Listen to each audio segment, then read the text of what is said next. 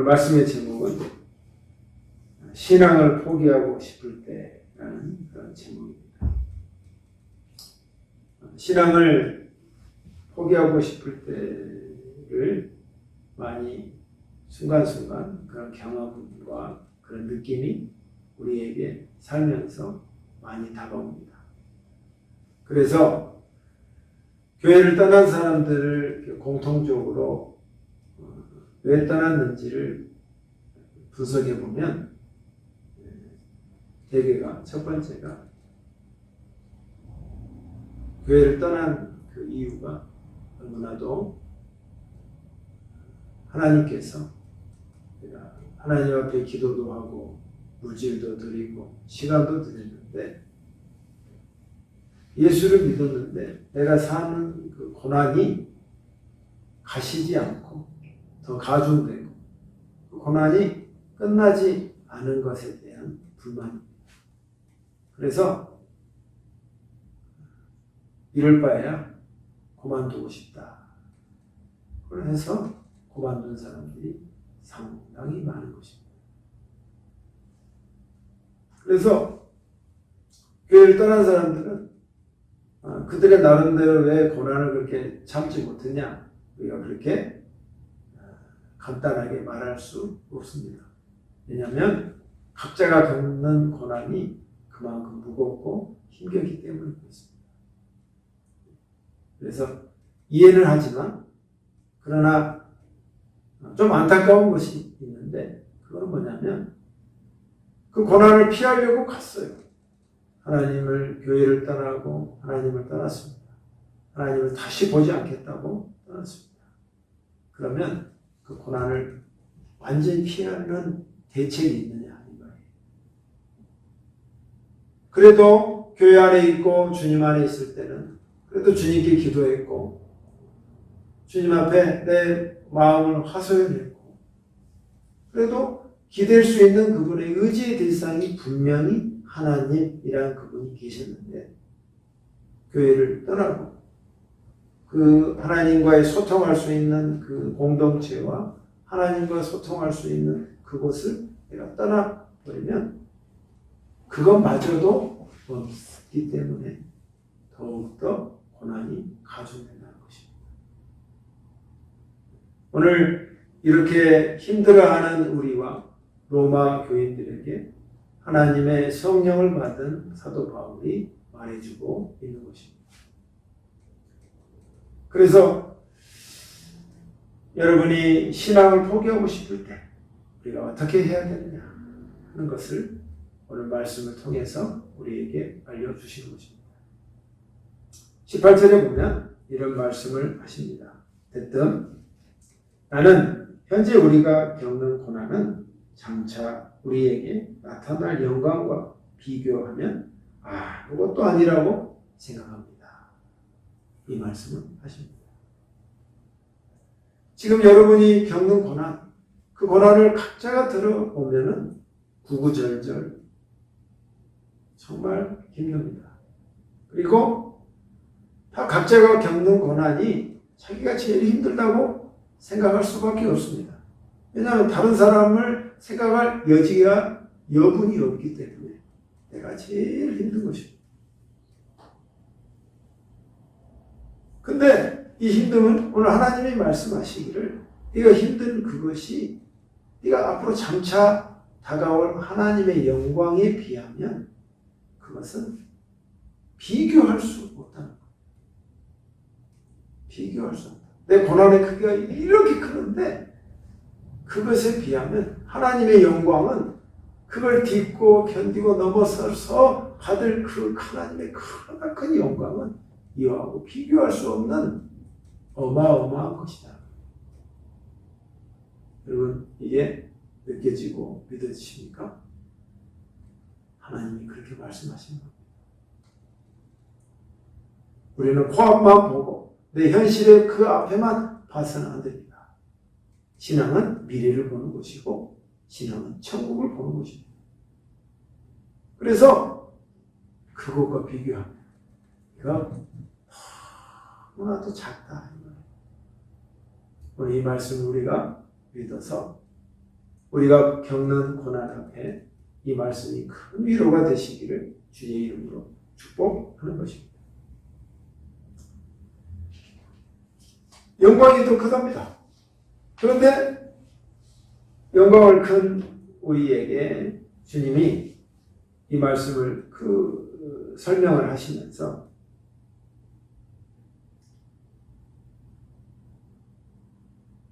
이 땅의 모든 것들이 다 나뿐만 아니라 이 땅의 모든 사람들이 다 힘들어한다는 거예요. 그게 뭐냐면 19절에 보면 이 말입니다. 모든 피조물은 하나님의 자녀들이 나타나기만을 간절히 기다리고 있습니다. 하나님의 자녀, 하나님의 나라가 오기만을 간절히 기다리고 있습니다. 왜 지금 살고 있는 모든 하나님의 피조물, 하나님의 창조물들이 다 허덕이고 있다는 거예요. 여러분, 물질이 많고 부자인 사람이 걱정이 없을 것 같지요. 이번에도 시사에서도 나왔습니다만 세계 최고의 부자들도 다 열어보면 고난과 어려움을 다 겪고 있는 것입니다. 그럼에도 불구하고 그래도 우리가 그가 가진 물질이라도 얼마 있으면 원 없이 좋겠다 하는 그런 생각이 들지만 그걸 가져도 우리가 이 땅에 살고 있는 한 우리에게는 온전한 충만한 기쁨을 누리지 못하는 것입니다. 항시 부족하고 항시 뭔가 비어있는 것을 메울 수가 없는 것입니다. 그러니까 갈망해. 하나님의 나라가 오기를, 하나님의 자녀들이, 하나님의 아들들이 오기를 간절히 갈망하는 것입니다. 그것뿐입니까? 20절에 보면은 피조물은 허무하게 되었습니다. 그렇게 된 것은 피조물이 원해서가 아니라 그렇게 하신 하나님의 뜻이기 때문입니다. 결국은 모든 피조물, 하나님의 창조물은 다 결론이 뭐냐면 너무 염세적인 것이 아니라 그들이 느끼는 마지막의 마음이 뭐냐면 허무하다. 뭘 해도 허무하다는 것이죠. 하나님이 이렇게 하신 것이 하나님이 그렇게 세팅했다는 거예요. 이게 하나님의 뜻이에요. 왜 하나님께서 허무감을 주셨을까요? 교회를 떠나고 하나님을 떠난 사람이 모두가 느껴지는 그 마음은 왜 똑같이 공식처럼 허무라는 것으로 결론이 날까요? 그 허무감을 느껴서 네가 나에게 원하는 하나님의 확실한 메시지라는 것입니다. 어떤 것으로 채울 수 없고 내가 바라는 무엇으로도 채울 수 없는 그것을 하나님만이 갖고 계시기 때문에 우리가 느끼는 그 허무함을 하나님이 주신 겁니다. 허무감을 보니까요, 예수를 믿지 않는 사람 허무감을 100% 느낀다면 예수를 믿었어요? 그 허무감을 어느 정도 느끼냐면 제가 개인적인 생각입니다만 허무감은 하나도 안 느낀다. 그건 거짓말. 허무감을 느끼. 그러나 하나님을 떠난 자보다 훨씬 적게 느껴. 적게 느껴. 하나님을 떠난 자, 이 교회를 떠난 사람들이 겪는 그 정신적인 갈등과 고난에 비하면 우리가 겪는 결심과 가는 것은 훨씬 더 적다는 거예요. 왜? 그래도 하나님을 의지할 수 있으니까. 하나님을 이름을 부를 수 있으니까. 하나님의 자녀이기 때문이란 그것이 마지막 보루가 나를 붙들고 있기 때문에 그나마 내가 숨을 쉴 수 있고 살아갈 수 있는 힘의 근원이 됩니다. 22절에 보면은 또 이 말을 합니다. 우리는 모든 피조물들이 이제까지 신음하고 해산의 고통을 겪고 있다는 걸 합니다. 모든 피조물, 하나님의 창조물이 다 신음하는 것, 다 나만 앓고 있는 것이 아니고 모든 사람이 신음하고 힘들어하는 것입니다. 지금 코로나 시대로 인해서 정신적인 질환이 더 급증했습니다. 다 정상인 것 같지만 다 뒤로 보면 정신적인 스트레스와 공황장애 여러 가지 것들이 나를 더 힘들게 해서 다 아파하고 있습니다. 끙끙 앓고 있어. 근데 속으로 하고 있어. 속으로.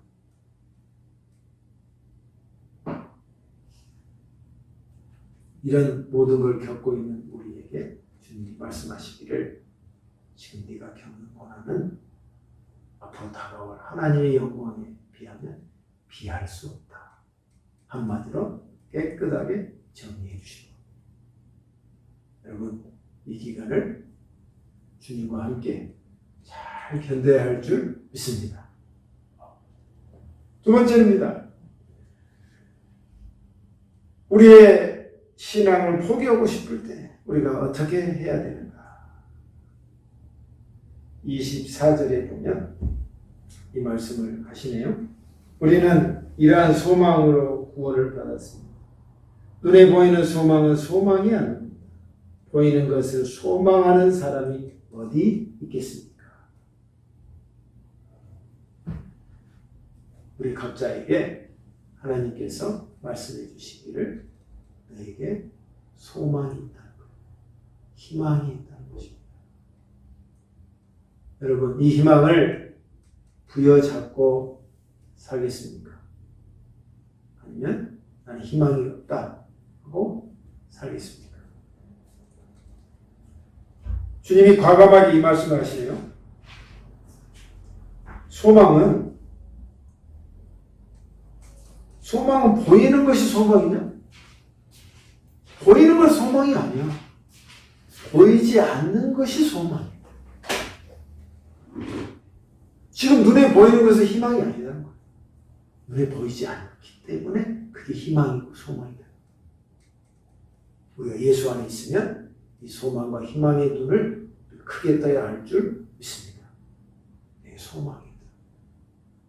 하나님이 이렇게 말씀해 주신 것입니다. 내 소망이다. 참 우리가 인간적으로 보면 친구도 누굴 보면 쟤는 참 소망이 없어 보인다. 희망이 없어 보인다. 자식조차도 그렇게 느낄 때가 많지 않습니까? 하나님의 시각은 다르신 것 같아요. 그래서 나에게 작은 하나를 보시고 나는 그래도 희망이 있어. 그래서 너는 참 소망이 있다. 주님이 이렇게 말씀해 주신다는 거예요. 이해할 수 없어요. 하나님은 그렇게 보시는 눈이 정확하다고 믿습니다. 야, 보이는 게 소망이냐? 보이지 않는 게 소망이야. 눈에 보이지 않는 게 그게 희망이야. 주님이 그렇게 오늘 우리에게 말씀해 주시고 내가 신앙을 포기하고 싶을 때 포기해서는 안 돼. 너에게 소망이 있어. 너에게 희망이 있어. 그리고 우리 주님이 오늘 이 로마서를 통해서 나에게 잔잔하게 묵직하게 말씀해 주시는 것입니다. 살아볼 이유가 있습니다. 고난 가운데 늘 힘겨워서 신음하면서 살지만 그 속에서 희망을 가져야 한다는 것입니다. 지금보다 훨씬 나은 인생, 지금보다 더 하나님이 주신 풍성한 인생, 여러분 그 인생을 꼭 사시기를 예수를 꼭 붙잡아야 될 줄 믿습니다.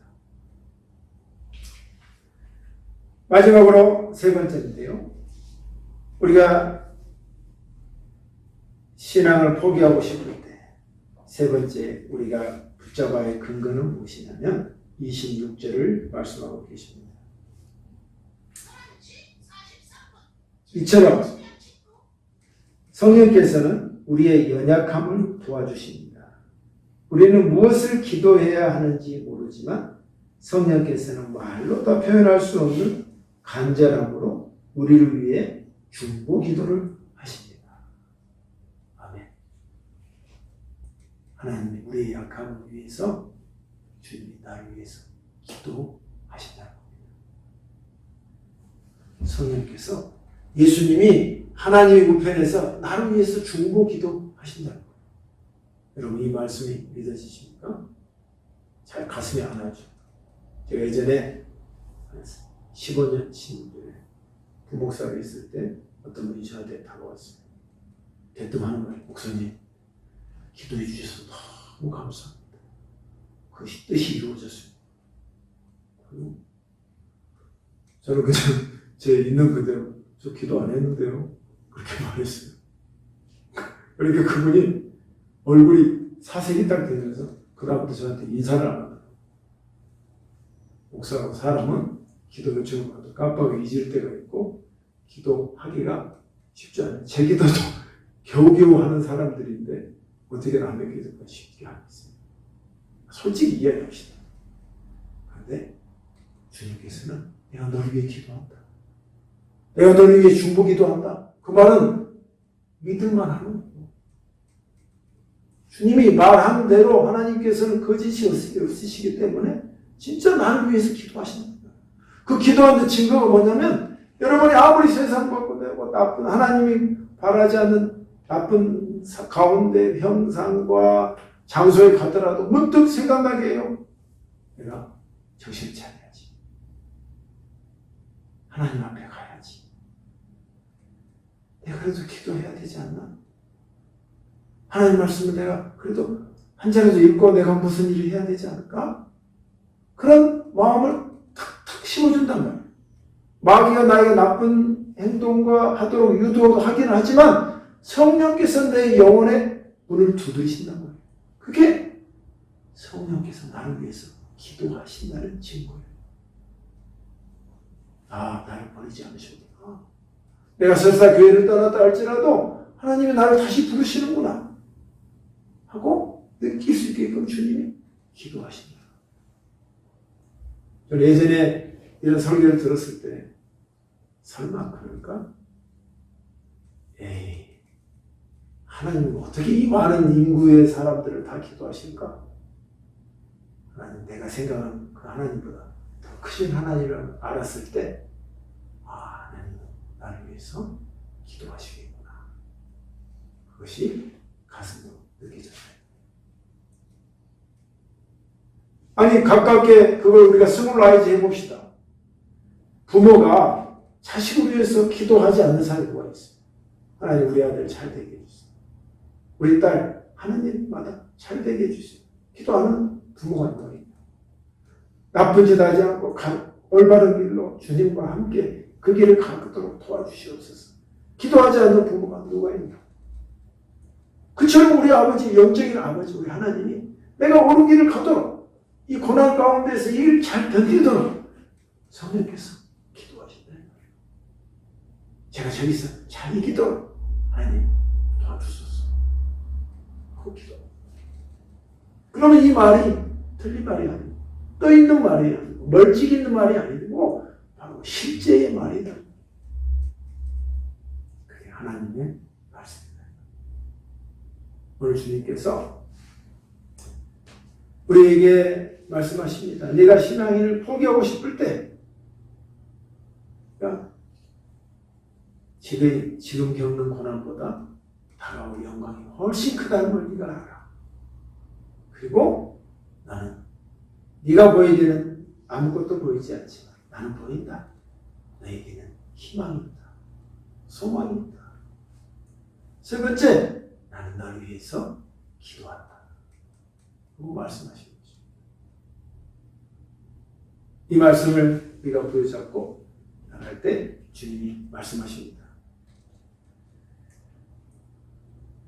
28절에 보면은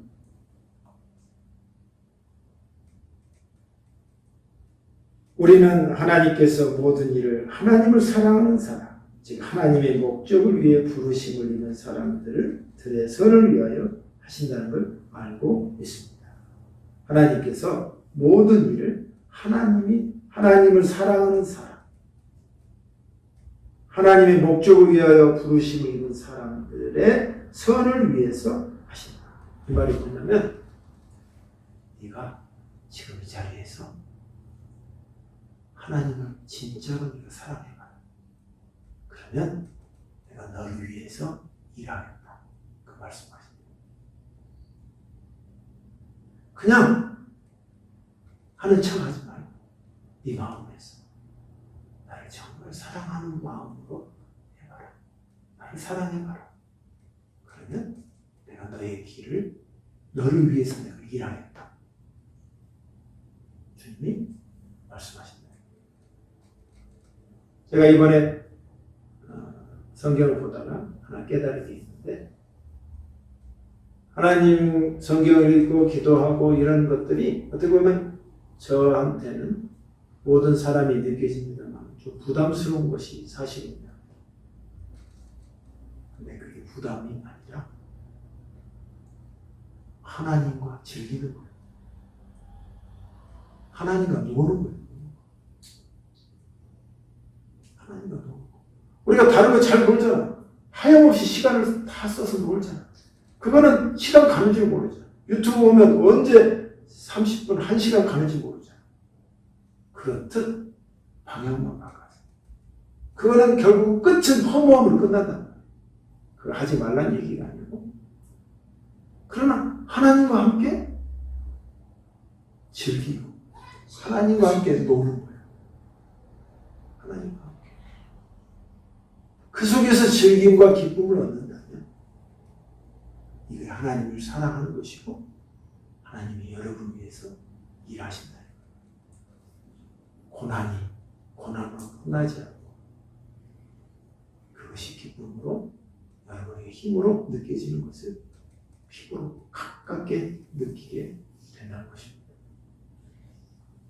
이렇게 느끼는 저 여러분이 되시기를 주님의 이름으로 축복합니다. 결코 여러분의 신앙을 포기하지 마시다. 하나님의 말씀을 잘 들으셔서 여러분의 자리에서 다시 주님을 붙잡는 계기가 되시기를 주의 이름으로 축복합니다. 기도하겠습니다. 하나님 아버지, 감사합니다. 오늘도 주께서 네가 신앙을 포기하지 말고 네가 닥쳐올 지금 고난을 당하지만 그 영광과 비교할 수 없다고 기억하고 그리고 너에게는 희망이 있다. 내가 너를 위해서 끝까지 기도한다. 하는 이 말씀이 우리에게 그대로 흡수될 수 있도록 주님 축복해 주시옵소서. 예수님 이름으로 기도합니다.